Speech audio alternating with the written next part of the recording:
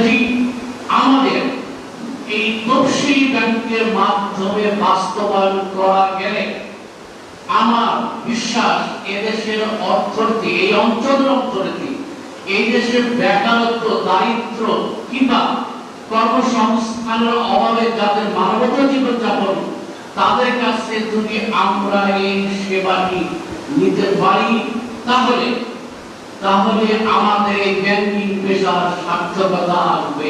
আমরা আশা করব আমাদের দেশেও একদিন এরকম হবে। কৃষক ভাইরা চেষ্টা করে আবাদ করে এই পর্যায়ে আমরা পৌঁছে দেওয়ার চেষ্টা করব। যন্ত্র নিয়ে আসবো।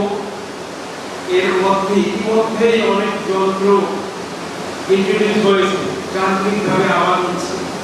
তাহলে লেবারের জন্য কৃষককে আর অপেক্ষা করতে হয় না। বৃষ্টি শুরু হওয়ার আগেই যান্ত্রিকভাবে ফসল কেটে ঘরে তোলা যায়। এ পর্যন্ত লেনদেন করেছেন, একটু হাত তুলবেন কষ্ট করে যে বাংলা কিওরের মাধ্যমে। এই জন্য আমাদের একটু অভিজ্ঞতাও দরকার। আপনি পয়সা পর্যন্ত লেনদেন করতে পারবেন বাংলা কিওরের মাধ্যমে। নগদ কোনো অর্থ গ্রহণ করতে হচ্ছে না। তাহলে যে এটা যদি চুরি হয়ে যাবে, একটা পার্সেন্টেজ হয়ে যাবে, ওই কিওর কোডটা করতে হলে যে তাকে